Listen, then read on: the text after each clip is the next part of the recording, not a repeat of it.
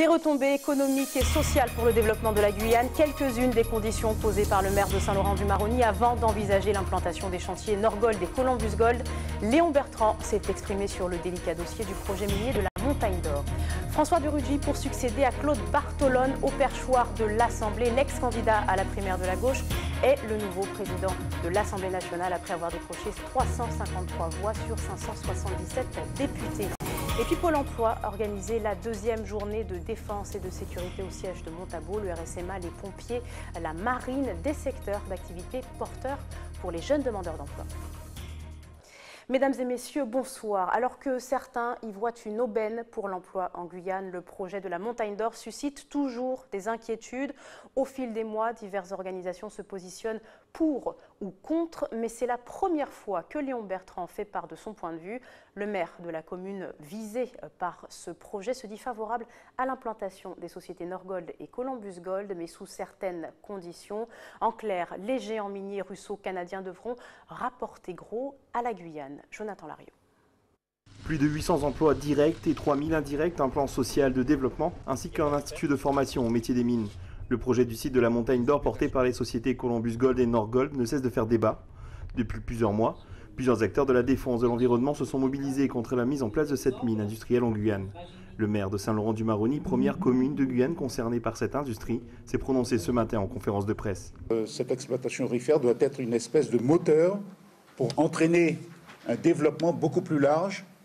Et nous estimons que c'est à ce niveau-là que l'on doit évaluer l'opportunité du projet dans l'ouest de la Guyane. Personnellement, je suis pour, mais pour moi, le débat n'est pas terminé. Et comme je l'ai dit tout à l'heure, je peux être contre aujourd'hui. Et si dans le débat, on s'aperçoit effectivement qu'en allant beaucoup plus loin, que ça va nous créer plus de tort, je ne pourrais pas être pour ça. Estimé à plus de 3 milliards de dollars pour une exploitation d'environ une dizaine d'années, le filon aurifère du site de la Montagne d'Or est aujourd'hui un sujet sensible. Face à l'effervescence, le doyen des maires de Guyane demande la mise en place d'un référendum afin de laisser la population guyanaise décider. Parce que pour l'instant, chacun campe sur sa position, on est contre, on est pour, et c'est cette discussion qui nous permettra justement de déterminer ce que j'appelle moi le niveau d'acceptation. Nous savons bien que partout où il y a un projet industriel, il y a toujours un impact au niveau de l'environnement. Effectivement, ça peut être un référendum. Maintenant, il faut savoir jusqu'à où on peut apprécier ou pas cet impact-là. Et c'est là que tout doit se jouer. Et c'est là justement que le débat paraît nécessaire. Et troisièmement, ce qui me paraît tout à fait aussi important, c'est que ce soit le Guyanais lui-même, parce que c'est dans son pays que ça se passe, qui ait la légitimité de pouvoir s'exprimer. La mise en place d'un référendum ou un tout autre moyen pour permettre à la population de donner son avis sur le projet Montagne d'Or n'est pour l'instant qu'une idée, mais le maire de Saint-Laurent compte appuyer cette demande auprès du gouvernement. Il s'était déjà présenté à la même élection en 1997 et en 2002 sans succès. À 43 ans, l'ex-candidat à la primaire de la gauche, François de Rugy, est élu au perchoir de l'Assemblée. Autrement dit, il est le nouveau président de l'Assemblée nationale. Le vote s'est déroulé cet après-midi lors de la traditionnelle première séance. Il a remporté 353 voix sur 577 députés dans un scrutin à 5 candidats. Solène Boissé a recueilli les impressions des parlementaires ultramarins. Regardez. Après une heure de vote, c'est un standing ovation pour le 13e président de l'Assemblée nationale sous la Ve République, François de Rugy. Un choix couru d'avance par la grande majorité de députés La République En Marche, mais pas que. Certains appartenant à une autre famille politique ont décidé de lui accorder une chance. Je l'ai soutenu. Je considère que c'est un homme très ouvert qui veut travailler avec l'ensemble de la représentation nationale en ayant une pensée particulière pour les Outre-mer que je représente ici, que nous représentons ici. Il y a ceux qui le soutiennent et il y a ceux qui saluent l'homme derrière la performance, mais restent quelque peu sur leur faim. Car dans la course aux favoris, 4 personnes étaient pressenties ce matin avant le vote au sein de La République En Marche. 4 prétendants, dont 2 femmes. Il m'inspire que de la confiance, sauf que personnellement, j'aurais préféré que ce soit une femme. Je crois que M. Macron, le président, a donné un signal fort dans cette volonté de réformer la manière de faire de la politique sur le territoire. territoire national. Et je pense que si on avait une femme présidente de l'Assemblée nationale, ça aurait été une première et ça aurait été une très bonne chose pour l'Assemblée. Une opinion partagée par l'élu guadeloupéen qui n'a pas donné sa voix à François de Rugy. Et même s'il a décidé de voter la confiance au gouvernement mardi prochain, il reste en désaccord politique avec le nouveau président de l'Assemblée. Je suis un peu déçu quand même parce que nous avons perdu l'occasion de faire en sorte qu'une femme soit au perchoir. J'ai trouvé que c'était quelqu'un de pondéré, dont le programme et dont le projet ne me convenait pas tout à fait parce que je le trouvais, moi je suis de gauche, je le trouvais peut-être un peu trop centre-droit. La prochaine session parlementaire aura lieu ce mercredi pour élire les 22 membres du bureau, organisme qui validera ou non les différents groupes parlementaires. En bref, toute autre chose, l'annulation des élections à la Chambre de commerce et d'industrie vient d'être confirmée par la Cour d'appel de Bordeaux. Pour mémoire, les élections du 20 octobre au 2 novembre dernier avaient été remportées par la liste du président sortant, Richard Gabriel. Son adversaire, Jean-Luc Davidas, avait porté plainte pour vol d'enveloppe durant la campagne, puis engagé un recours pour demander l'annulation du scrutin. Tout comme la Chambre des métiers, de nouvelles élections devraient donc bientôt avoir lieu. Enfermement trop systématique et dans des conditions déplorables pour les étrangers en situation irrégulière. L'outre-mer représente 47% des rétentions en France. C'est ce que dénoncent les associations présentes dans les centres de rétention administrative du pays. Elles ont publié le rapport pour l'année 2016 et l'ont présenté ce matin. Pour en parler, la responsable de l'action en rétention Outre-mer de la CIMAD est avec nous. Bonsoir Lucie Curé. Bonsoir. Et merci d'avoir accepté notre invitation. La rétention doit être une exception, c'est ce que vous soulignez, c'est en clair ce que vous tenez donc à marquer dans cette présentation du bilan 2016. En Guyane, 1350 personnes ont effectué un séjour au centre de rétention de Rochambeau en 2016. Leurs droits n'ont pas été respectés selon vous. Oui, effectivement, dans le cadre de ce 7e rapport commun à toutes les associations qui interviennent dans les centres de rétention, ce qu'on dénonce, c'est d'une part le recours, comme vous le disiez, trop systématique à la rétention, puisque la loi prévoit que cet enfermement doit rester l'exception, la mesure de dernier recours, et qu'on constate alors à l'échelle nationale qu'on y a énormément recours. Il y a eu 46 000 personnes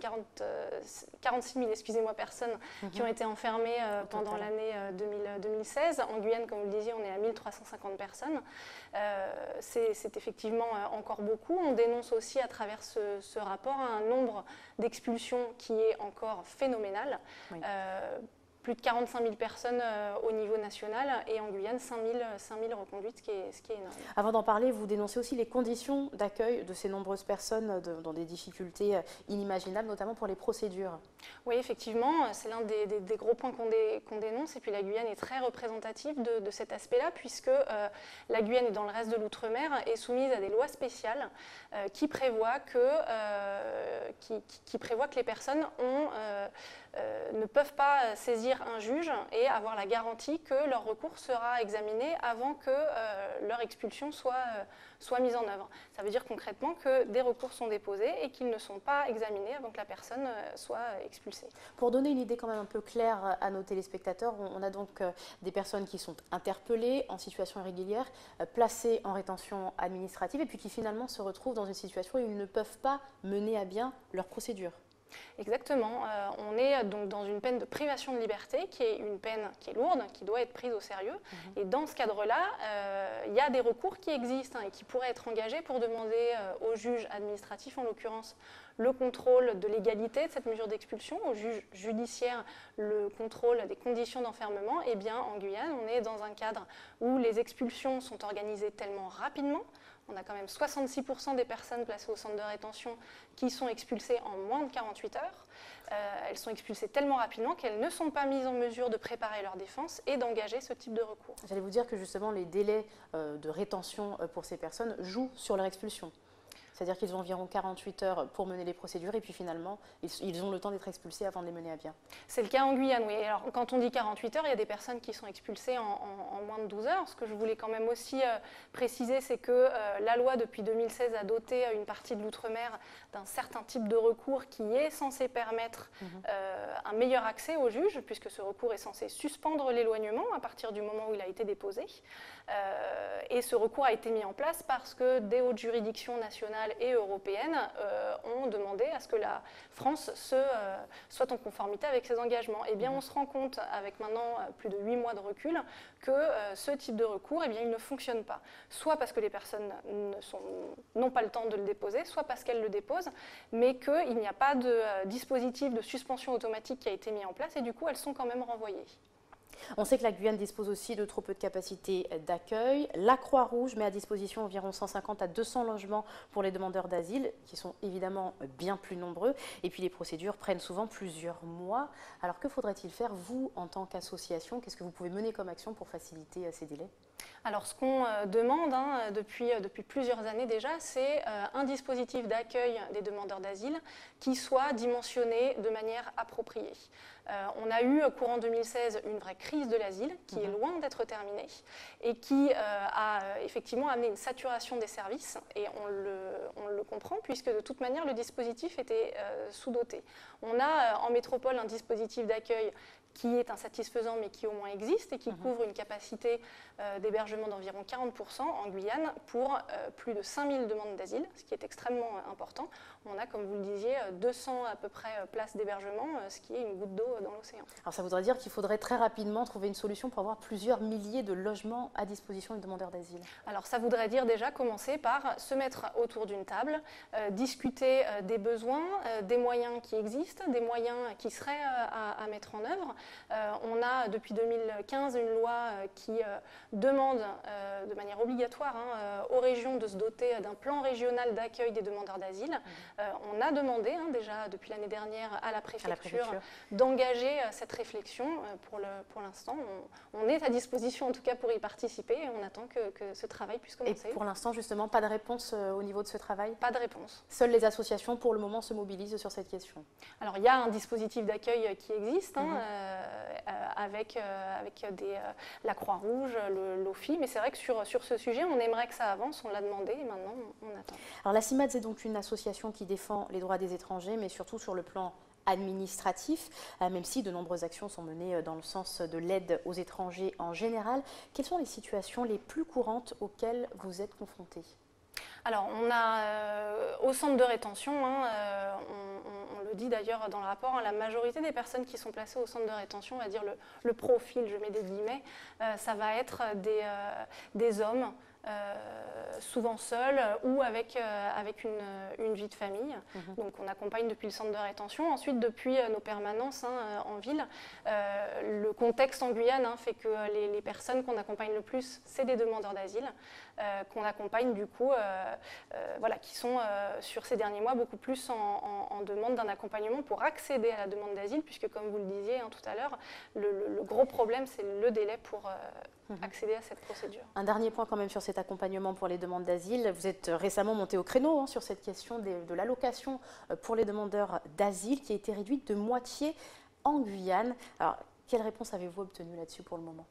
Pour le moment, on n'a obtenu aucune réponse et c'est un décret qui a été pris qui ne sera pas remis en question puisqu'il a été indiqué que la situation en Guyane étant particulière, on avait à nouveau un dispositif qui devait être particulier. Ce qu'on dénonce, c'est cette logique qui consiste systématiquement à proposer pour les demandeurs d'asile des conditions d'accueil au rabais, avec dans l'idée que ça n'amènera pas plus de monde, que ça évitera un appel d'air. On se rend compte que c'est une logique qui ne fonctionne pas. On a l'année dernière des milliers de personnes qui sont arrivées et il faut bien comprendre que ces personnes, elles ne viennent pas en Guyane parce qu'elles ont plus ou moins 3 € par jour qui leur sera donné. Pas l'allocation qui serait vraiment un appel pour eux, quoi. Oui. Merci beaucoup Lucie Ducré d'avoir répondu à nos questions. On poursuit avec toute autre chose. Le Pôle emploi a tenu aujourd'hui la deuxième journée de défense et de sécurité au siège de Montabo. Le RSMA, les pompiers, la marine, autant de secteurs d'activité porteurs pour les jeunes demandeurs d'emploi en rupture scolaire ou même diplômés. Reportage à Yodeli Verma. Tu as les épreuves d'abdos, le gainage, parce que tu restes comme si tu restes quoi? Tu dois rester 2 minutes. Après, tu as le test de QLI, C'est la chaise. Tu colles ton dos au mur et tu fais la chaise. Voici quelques-unes des épreuves à effectuer pour être recruté dans les rangs du service d'incendie et de secours. Des conditions de forme physique primordiales dans ces métiers de la sécurité et de la défense. Une solution de repli pour les jeunes en échec scolaire ou demandeurs d'emploi, selon cette responsable de recrutement au régiment du service militaire adapté. C'est souvent toujours le même public qui sont en échec scolaire ou qui sont non diplômés ou également des diplômés. Donc ils viennent chez nous pour avoir, ils recherchent toujours cette voie professionnelle. Le RSMA, ce n'est pas pour devenir militaire, ça peut être un tremplin pour devenir d'actif ou sous contrat, mais il y en a beaucoup qui prennent la voie qu'ils ont choisie quand ils sont venus au RSMA. Je vais prendre l'exemple, un jeune qui rentre chez nous en agent magasinier va pouvoir trouver un métier, une formation ou une autre formation dans la voie d'agent magasinier ou carreleur ou maçon, ça dépend ce qu'il a choisi. Au sein du RSMA. Le RSMA actuellement offre une vingtaine de formations. Ici, on a un petit peu plus de difficultés à recruter, on va dire, des jeunes au niveau local, parce que nous, l'une des conditions sine qua non pour entrer dans la marine, il faut savoir nager. Et c'est vrai que des fois, quand je dis ça, les jeunes, ils ont un petit peu peur parce qu'ils ne savent pas nager, ils ont un petit peu peur de l'eau. Mais par exemple, actuellement, j'ai une quinzaine de dossiers en préparation. J'ai eu à peu près 5 ou 6 jeunes qui sont rentrés directement dans la Marine nationale l'année dernière. Depuis l'an dernier, le Pôle emploi organise ces rencontres. 300 jeunes sont passés dans les différents stands. Aujourd'hui, un jeune, alors on connaît le marché de l'emploi, on a aussi cette particularité-là où beaucoup sont déscolarisés, n'ont pas de formation. Ils peuvent poursuivre leur formation auprès du RSMA, par exemple, et ensuite s'engager sur un métier ou continuer. Quand on est un jeune Guyanais, il ne faut pas perdre de vue qu'il y a plusieurs possibilités de proposer, et notamment l'armée, la gendarmerie, les pompiers, la douane et tous les autres partenaires que j'ai pu citer. Le but du Pôle emploi est d'augmenter l'offre de services auprès des 18-25 ans.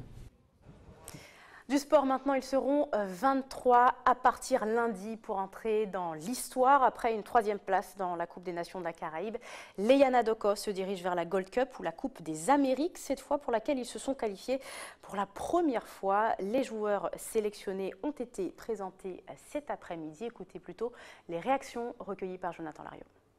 Le prochain objectif, c'est d'être compétitif sur cette Gold Cup, parce qu'on ne souhaite pas y aller en tant que touriste. Je pense que la préparation a été faite pour qu'on soit au meilleur de notre état de forme. La Guyane n'est connue nulle part. La FIFA, on n'a pas de statut d'affiliation auprès de la FIFA. Dans ce bassin caribéen, on commence à nous connaître parce que nous avons des résultats, et que c'est que les résultats sur l'échiquier international qui nous permettront réellement d'être vus par le monde entier. Et puis, vous savez, pour pouvoir avoir une reconnaissance dans le sport, c'est les résultats sur le terrain. Il ne faut pas le nier, il est difficile de vendre la Guyane et on ne va pas lâcher le morceau pour autant. Je crois que la prochaine campagne, comme j'ai dit lors de la conférence de presse, devra être étudiée de manière plus fine pour justement permettre que les Yanadoko génèrent plus de produits qu'actuellement. Concernant la FIFA, nous avons déjà discuté avec les ligues pour leur dire que nous sommes à leur côté. S'il faut faire un travail politique auprès de la Fédération française de football. Bon, moi, en tant qu'ancien président de la Ligue, je connais la difficulté. Je sais que la Fédération voudrait éviter d'avoir la Guyane, la Martinique, la Guadeloupe en Coupe du Monde. Mais ce n'est pas le but. Le but, c'est simplement de dire qu'il faut permettre à ces ligues-là d'être à la FIFA, de façon à surtout bénéficier des fonds qui vont ailleurs et que la Fédération n'est pas capable de donner. En Guadeloupe, à présent, le Conseil d'architecture, d'urbanisme et de l'environnement ainsi que l'ADEME ont lancé des ateliers approche urbaine durable. Il s'agit de faire visiter au grand public les sites rénovés dans le cadre des schémas d'aménagement de la politique de la ville. Le circuit du jour avait lieu au cimetière de Morne-à-l'Eau. Un reportage signé Linda Kayarsi. Le cimetière de Morne-à-l'Eau, c'est la signature de Morne-à-l'Eau. Et du point de vue urbain, quiconque a transité Morne-à-l'Eau vous parle juste c'est la ville où il y a un magnifique un beau cimetière. Le cimetière de Morne-à-l'Eau s'inscrit dans un réseau d'urbanisme durable. Alors aujourd'hui, nous faisons cette visite de Morne-à-l'Eau dans le cadre de lancement d'un appel à projet AUD, donc c'est l'approche urbaine durable. Voilà, donc c'est un dispositif qui est destiné aux maîtres d'ouvrage et qui favorise en fait le fait d'intégrer les questions environnementales dans les projets d'aménagement et dans les documents d'urbanisme. Et la municipalité de Morne-à-l'Eau, à travers sa politique d'urbanisme, compte bien intégrer davantage son patrimoine mortuaire. L'expansion du cimetière a été faite dans une zone inondable où nous avons certains caveaux qui sont sous l'eau à certains moments de l'année et nous allons devoir procéder au déplacement de ces caveaux. Donc, permettre de comprendre que le cimetière fera partie du projet de ville. Il ne sera pas à part, il sera intégré au projet de ville. Il est intégré. Dans son approche urbaine, on compte ici sur les spécificités du cimetière, mais aussi de son caractère patrimonial. La particularité du cimetière de Morne-à-l'Eau, c'est qu'il est déjà sur 2,61 hectares. Il est exposé en amphithéâtre, donc nous voyons que on peut être situé en dessous et regarder comme si on est présent dans un amphithéâtre. L'une des particularités, c'est que c'est aussi du noir et du blanc qui prédominent. Il y a demi-sépultures dans le cimetière du Beaune. En résumé, concevoir et édifier la ville de demain en intégrant des sites patrimoniaux, selon les préceptes de développement durable, constitue un défi majeur des prochaines décennies.